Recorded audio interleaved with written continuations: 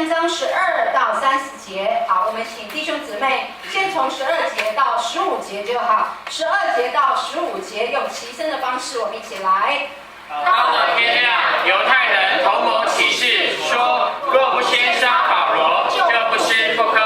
这样同心起誓的有40多人。他们来见祭司长和长老说：我们已经起了一个大事，若不先杀保罗，就不吃什么。现在你们和公会到支会千夫长，叫他带下保罗到你们这里来，讲作要详细查考他的事。我们已经预备好了，不等他来到跟前就杀他。好，上礼拜我们讲到保罗又安全平安的度过了一关，并且在夜间，主向保罗显现，告诉他你将在耶路撒冷如何为我做见证，你也将在罗马为我做见证。保罗就在犹太人的公会的审问当中，有没有办法判保罗的罪？没有办法，因此就在公会当中。在撒玛利亚跟撒该诸人的这种彼此的辩论之下，保罗就在法利赛人的这一个保护之下，又安全的拖过一关。结果也没有人能够下到定论来定保罗的罪。于是这一些人，你觉得他会轻易放过保罗吗？我想不会啊，不会的。所以到了天亮，既然没有到现在还没有办法定罪保罗，还没有办法拿保罗任何的把柄。因此，到了天亮的时候，犹太人同谋起誓。这一些人，这一些激进分子、狂热的分子，犹太人就怎么样？企图用一些方式，诡诈来了，狡猾来了，计划来了。他们既然没有办法公开用好的理由跟借口把保罗捉下来下监，甚至杀死他，只好走暗的只好暗暗的想要用一些方法来除掉保罗。因此你就可以看见他们同谋起誓，硬要怎么样杀害保罗，杀害保罗。因此你知道，在这一群狂热的分子里面出现了一件事情。保罗对这些宗教领袖而言，你知道吗？这一些宗教领袖，他们已经高举自己胜过神。他们高举他自己胜过神，因为这一些人，他高举自己的属灵权柄，高举了他自己胜过神在神面前的这一个权柄。我们说，所有权柄来自于谁？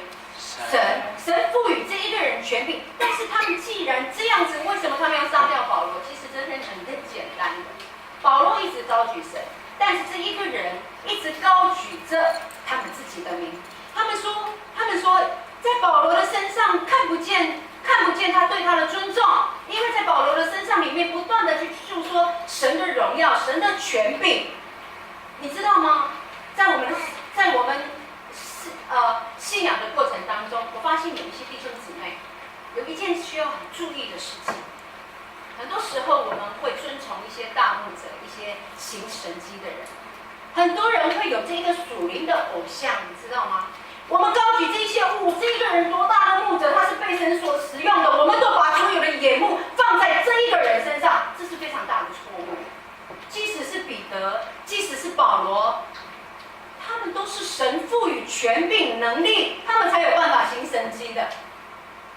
靠着他们自己是没有办法行任何神迹的。因此，我们常常看见这一个人，这一个人很厉害哦，他能够怎样。所以在基督徒里面，我看见许多的弟兄姊妹眼目错了，眼光错了，跟随错了。我们常常把属灵的权柄者高举了起来，就像这一些宗教领袖一样，他要人看见他而胜过了神。你知道，当然这一些属灵的偶像，他自己把自己高举过神，他已经做了路西佛。路西佛一开始他就认为，你们敬拜神，我也可以跟神一样被敬拜，他也想被高举。这一些人已经得到他们当得的审判。但是我们这一群跟随主的人，你不要离开神对你的眼目，你的眼目一定要发落对。我记得，在中间我看到一个很好的讲员，他叫做唐从容，他在讲到他跟弟兄姊妹在 Q&A， 就是有一些圣经的问题，很简单的，我们曾经解释过，为什么神在创世纪里面，在伊甸园里面要建造分别善恶树。有没有？我们常常问啊，神为什么如果没有这善恶树，人就不会去吃它，就不会犯罪，那多好！人如果不会分别善恶树，不要去吃，如果神起初就不创造，那什么事情都没有了，多好，对不对？但是我们曾经解释过，分别善恶树除了顺服以外，还有另外一件事情很重要。如果我们是一个不知道善恶的人，你知道世界会多糟糕。神告诉我们，在这诡诈的时代里面，我们要懂得分别善恶。那他就讲到有一个家长，他很重视他对于孩子的教育，啊，包括我想这件事情有可能发生在我们的弟兄姊妹身上。有很多的人很重视对孩子的家庭教育这影响，因此他就来问唐崇荣牧师说：“我当怎么样来教导我的孩子？”那这一个人，唐牧师那时候刚好没有孩子，他跟我说：“不然你都是怎么教的啊？”他就说：“我很仔细的，我不让我的孩子接触到那些不好的教导、不好的想法、不好的怎样。”我说：“那孩子不可能被你保护啊，因此你知道吗？这个弟兄就跟牧师怎么说？他说他们家的报纸只要不好的，他就把它剪下来，所以他的孩子看到的报纸永远都是坑坑洞洞，一坑那样都是洞啊，然后就是这样啊。然后这个唐崇荣牧师呢，他就说，哦，你给你的孩子的报纸是 Holy Paper。Holy Newspaper，Holy 是什么呀？圣洁的报纸里面全然没有不好的事情，都是好的给他看，都是好的给他听。这对孩子是好的吗？包括我们现在很流行的，包括我们的教会当中都希望我们的孩子就是能够有自学的，自己教。但是你有想到吗？有很多主日学的孩子，他去学校的时候没有办法接受学校的教育跟同学的相处，因为这跟他以前所相处的模式赶快。教会讲的是爱，讲的是包容，讲的是什么样彼此的饶恕，但是在社会上，在他的学校上不可能，对不对？打来打去，陷害来陷害去，你从小到大都不给你孩子接触，你不教导他原来在这世上你要有分别力。耶稣来，天父把他放在什么样的环境？都是被陷害的，都是被控告的，都是被骂的。天父都是这样把他的独生爱子放在这个诡诈的社会当中。重点不是他所接触的是不好的，重点不是我们当教导我们的孩子是在诡诈、黑暗、混乱的时代里面如何分别为圣，才是重要的。那才是重要的，不是把你的报纸打几康。你叫做保护你的孩子，不让他接受。我要告诉你，他去旁边，他去隔壁，都是故意要去看那个几康你嘎出来那边，那是 holy， 我教的是 holy， 其实你是在 holy 的孩子而已啊，吼他嘛，对不对？吼他啊，骗他而已啊 ，holy 在你教导里面就吼他了啦，他绝对不是 holy。你的孩子一定会对于那一个洞里面所写的充满了兴趣。你可以保护他吗？真的不可以，不能。因此，好的教导是什么？当你看见这一些不好的时候，你把主的真理告诉他，教导他，以至于他懂得真理是什么，正确的是什么。那我们不跟着行，因为我们在这黑暗的时代里面要做一个分别为圣的人。因此，你会发现，再好的讲员，再好的属灵偶像，如果没有神的真理，他都无法把他从神里面的感动教导所有的弟兄姊妹。所以他那个来源绝对也不是他自己。所以在教会里面，我们不仅不高举任何的偶像，在我们心里面最大的偶像只有神，只有真理。那没有其他我们需要去高举的，我们是尊重神所设立的权柄。因此就在这一群宗教领袖的教导当中，他们不断的想要高举高举自己，以至于他们不断想要设下陷阱来陷害保罗。因此，他们就几个人集结起来，40多个人集结起来。他们40多个人集结起来做一个计划，甚至起誓。所以你要知道他杀保罗的心有多大的定义哈。他们就在40个多人起来，他们来见祭司长和长老，说：我们已经起了一个大事，若不杀保罗，就不怎么样，不吃什么，也就是如果今天我没有杀他，我就不吃不喝。这个定义，而且是跟谁一起做的？祭司长跟长老这2个执事是神的仆人好恐怖哦！同谋，在圣经里面，神告诉我们不可随火杀人。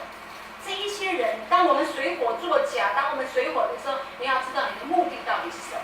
诗篇第1篇第1节，他怎么说？好，我打下来，记得教导你的孩子这一件事情。好，诗篇的第1篇第1节，请大家一起来。不从恶人的计谋，不占罪人的道路，不做亵慢人的座位。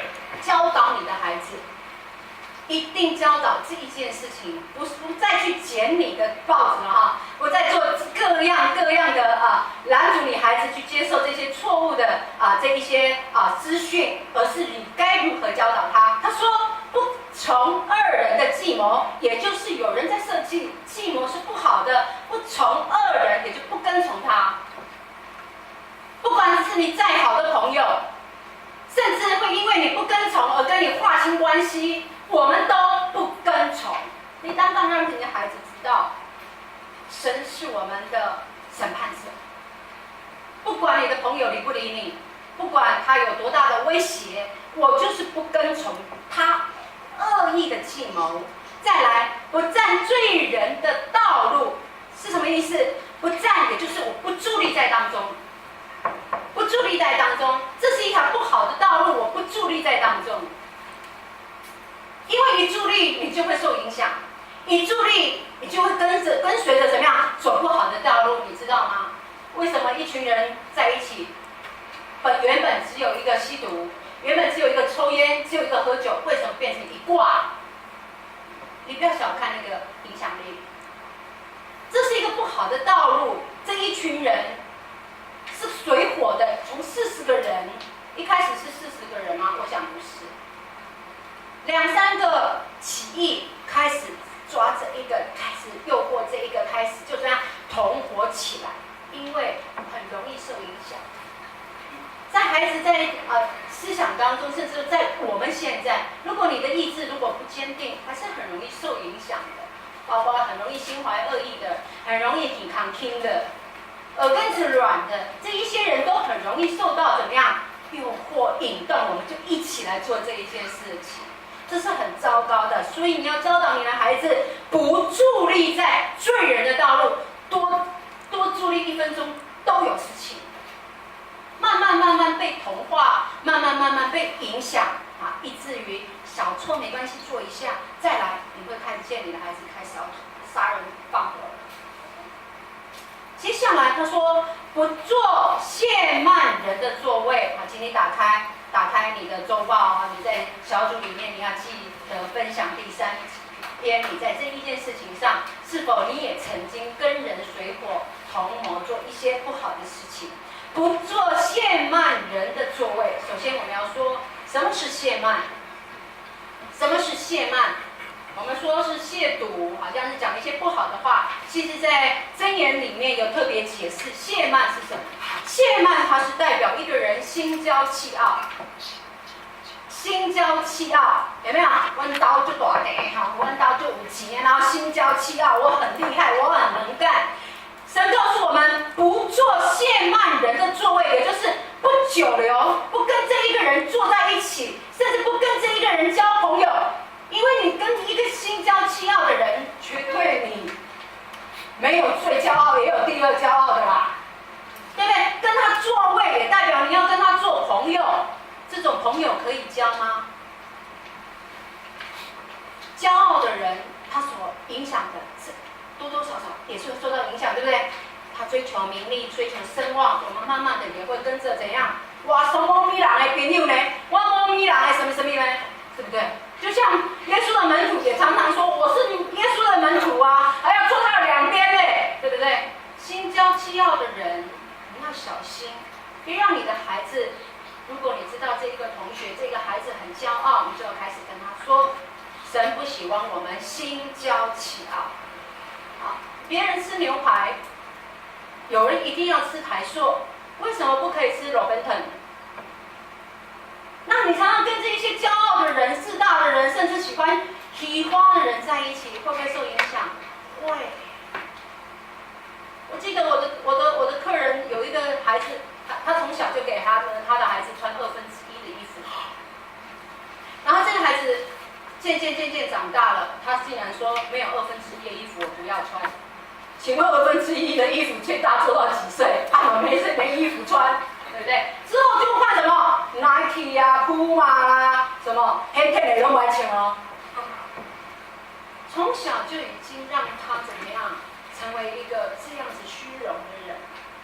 所以我们不是让他没有好的教育，怕他听到不好的信息思想，而是如何教导他。你把他在那边捡报纸删除各样的不好的，还不如花一点心思陪伴你的孩子，把真理教导给他，以至于他不会笨到跟别人同谋这件事情。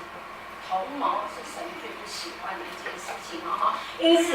因此这一群人就设计好说，你们故意把他抓下来，那我们在途中就怎么样预备好，让他还没有上法庭的时候，我就在途中杀他了，在途中杀保罗。因此，神如何解救保罗？16节到24节，好，大家一起来。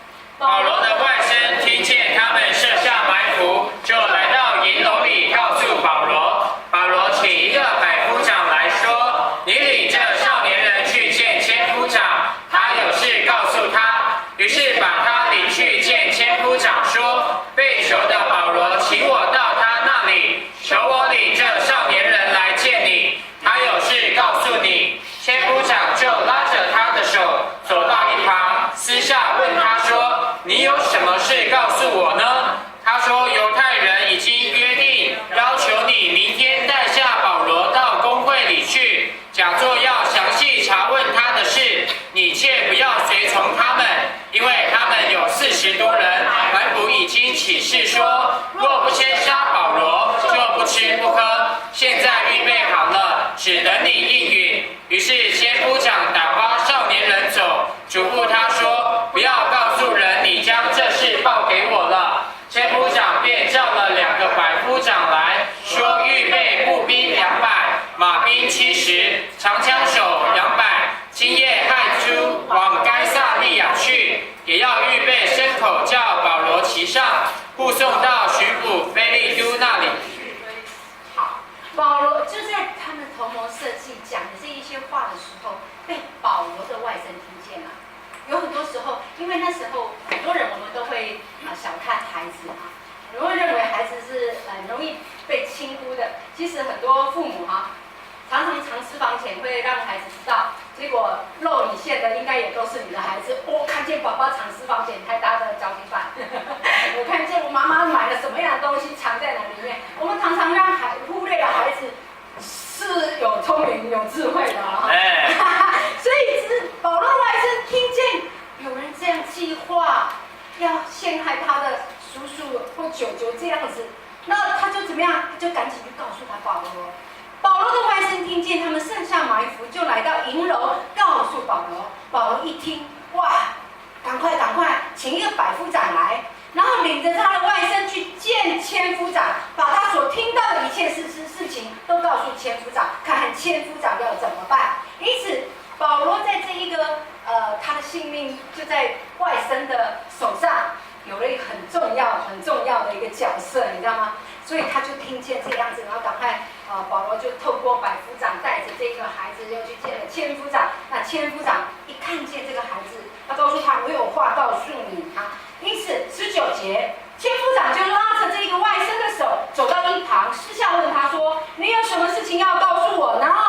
他说：“犹太人已经约定要求你把故意哦，故意要陷害你。明天说叫你把保罗带到公会里面去，以为假装说是要详细查问他。你千万不要随从他们哦，因为他们已经埋伏好了，有40多个人埋伏好了，并且起誓说一定要杀他。如果你杀了，你要知道，在你的手下，你还没问考，你就杀了他，你会成为杀人犯，你会接受律法当中的审判。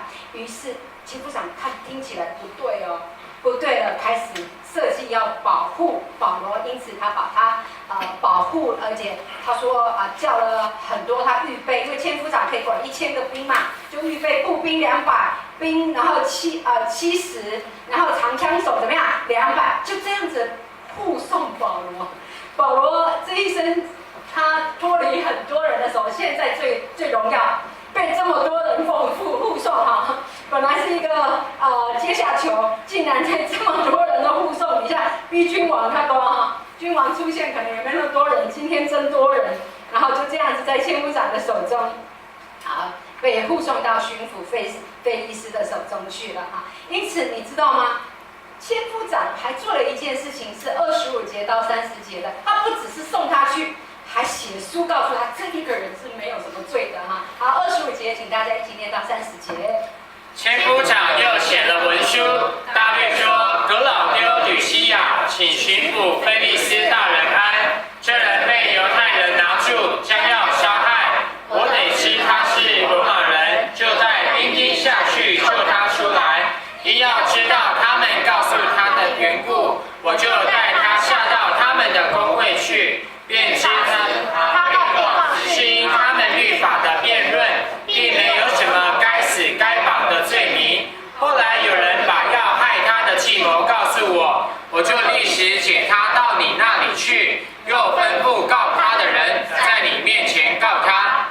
好，千夫长他写了文书替保罗见证，他只是因为律法的辩论，并没有什么该死该绑的罪名，因此这一些人害他其实是没有理由的。因此千夫长把保罗送到这里来，又给他的一份文书，是让他脱离被陷害，甚至也为他背书今天我们要看见，如果今天你是千夫长，你会怎么做？我们说一个，包括我们刚才所说的这一些属灵的权柄者，属灵的权柄者也备受压力，你知道吗？今天所有看起来最大的就千夫长胜过百夫长。如果你今天是千夫长，在这一群40个人同谋，并且给你压力，你不办他，我就不吃不喝。我们这一群40个人都不吃不喝，有可能这40个人都你不办保罗，我就办你，我就陷害办你。其实属灵的权柄者拥有很多的压力，弟兄姊妹给他的压力，甚至我们说很多长老教会的牧者是最没有权柄的，因为常常被长老压在底下，被执事压在底下，甚至他们想要做什么，牧师都要听他们的话。因此，如果你今天是一个千夫长，我不知道你会照着这40个人就跟着一起同谋，就像那些祭司长跟长老一样。有2种权柄者，你会做哪一些？在压力下，包括比拉多，讨人的喜悦，杀了耶稣，还是你可以在压力下追根究底，帮这一个比较弱势的人得着他当得的审判？你觉得你是什么样的一个人？你不要觉得属灵权柄者很好做。属灵的权柄者，他的困难在哪里？当弟兄姊妹有错的时候，我们要责备又要管教，因为神说不准杖打孩子的是恨恶他。如果任由我们的弟兄姊妹随自己的意思，你到最后是害他进入仇敌的手中。要骂也不是，要管教也不是，骂了管教了有可能走人了，甚至跟你这一生坎坷那有。到底你会是一个什么样的审判长？今天你是千夫长，会不会在压力底下就随意做出好了，你们要判他就判他？你可以很勇敢吗？很难，因为这40个人都在你身边，而且已经计划好的，同谋计划好的。还是你会像千夫长这样有预备，干脆把他送到别人那里，让那一个人去审判，再往上呈报？这个千夫长他算聪明的，他不自己做审判，他又往上送，这也在神的手中，对不对？所以整件事情看来，就在这一章里面，非常的能够证明保罗之所以被绑，是完全出于神的旨意，在神的手中就不断的把他往前送，往前送，往前送，定义受到罗马君王的面前。所以保罗所受的苦，完全是为主而受的，而且这一个苦里面有神的手，有神一路的同伴，一路的受苦，就有神的安慰。因此，你看见保罗的呼召，我们刚开始说他的呼召就是向外邦人、向君王、向以色列民来宣扬神的名。神有没有完成对这一个人的呼召？有。你要知道，当我们愿意完成神的呼召的时候，在这一生都有神与你的同在。你会看见处处都有神的作为，处处都有神的神迹。如果你是一个愿意为神所用、愿意跟随主呼召的人，所以你可以看见保罗经历很多的患难，但是他有没有完成神的托付？有。在这一生当中有没有多少的神迹？有。我们可能被抓了一次，可能从此就没有母亲就不再看见明天的太阳。但是你看见他的一生，多少次的夏天，多少次的被害，然后都是神迹，都是突然间没什么事情，又脱离了苦难。因此，今天神透过今天的经文在告诉我们什么呢？当你跟随领袖的时候，不要把你的眼目放错了。不管神使用你的牧者，你跟随的人有多大的神迹奇事，他是一个多有能的牧师，他仍然是神的仆人。所以，当你在跟随属灵的领袖的过程当中，不要设立你属灵的偶像，这是神今天给我们的教导的第一件事情。再来，可否跟所有的人，甚至他是一个不良善的人，结交成为朋友呢？你要小心。神很清楚的是，不做什么，不跟什么，不从什么。你要认识你自己的软弱，你要认识你自己是一个真的会受影响的，而不是不会受影响的。所以你今天一定要听神的话，不可与不良善的人结交，同行都不行。再来，你是否可以跟人同谋设计害人？我们昨天门徒里面有说，亏欠人的在死的前一刻，这个亏欠的人永远都没有办法敞开心。在死的前一刻，他还是记得他亏欠过什么样的人，因此常常喜欢贪人小便宜的，或者是喜欢好像做一些事情，然后看别人的这一些。我要告诉你，最后你还是成为一个亏欠人的人。当你想到的时候，以前他对我很好，然后我亏欠他，甚至我在他身上借了多少钱，然后我都没有还，甚至我曾经他对我多好，我对他忘恩负义。我要告诉你，在死的那一刻，你永远还是过不去的。亏欠人的人，赶紧去做一个处理，然后你会发现，神当你愿意去处理的时候，神早已告诉你亏欠的那个人饶恕你了。其实什么事情都不会发生，但是你会被惧怕，甚至自己不愿意面对、逃避而捆绑住你自己。我们一起来祷告。